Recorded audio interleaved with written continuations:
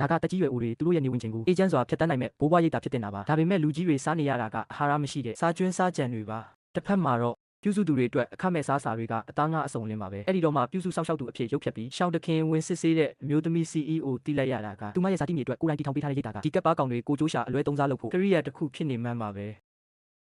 ဒါနဲ့သူမကလက်ထောက်စီဖုံးဆက်ပြီးရိပ်သာကိုရှောင်းတခင်ဝင်စစ်ဖို့လူခေါ်လာခိုင်းလိုက်တယ်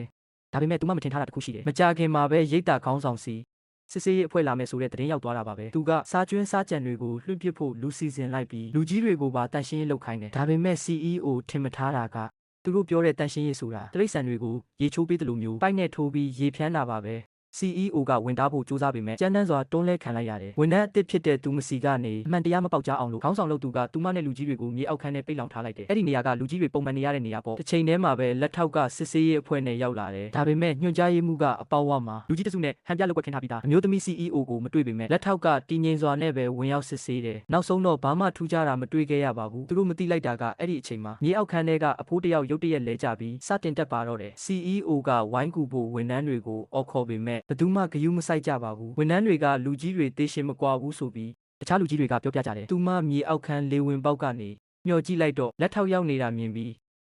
အတန်ကုန်អော်လိုက်တယ်ဒါပေမဲ့လက်ထောက်ကမကြားလိုက်ပါဘူးသူမအတန်ကိုဝန်ထမ်းတွေကြားသွားပြီးသူမကိုကြမ်းတမ်းစွာတွန်းလဲပစ်လိုက်ကြတယ်ခေါင်းဆောင်ကသူမကိုစူပူချင်းမောင်းပြီးဒီစစ်ဆေးမှုကယွမ်ငါတန်တန်ရင်းနှီးမြုပ်နှံမှုနဲ့ဆိုင်တယ်စစ်ဆေးမှုသာပျက်စီးသွားရင်မင်းမလျှော်နိုင်ဘူးလို့ပြောတယ်အဖိုးအိုအခြေအနေစိုးရိမ်ရတာမြင်တော့သူမကရင်းနှီးမြုပ်နှံသူဖြစ်ကြောင်းထုတ်ပြောလိုက်ပြီး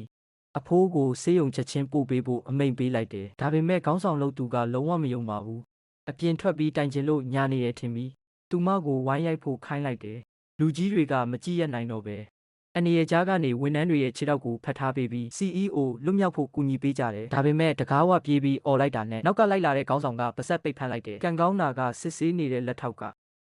အော်တန်ကိုကြားပြီးအတန်လာရာစီပြေးလာခဲ့တယ်တစ်ချိန်တည်းမှာပဲ CEO နဲ့လူကြီးတွေထက်ရိုက်ခံနေရတယ်ဒါပေမဲ့ကံကောင်းစွာနဲ့လူကြီးတွေများတော့ဝန်ထမ်းတွေမထိန်နိုင်ဖြစ်နေတော့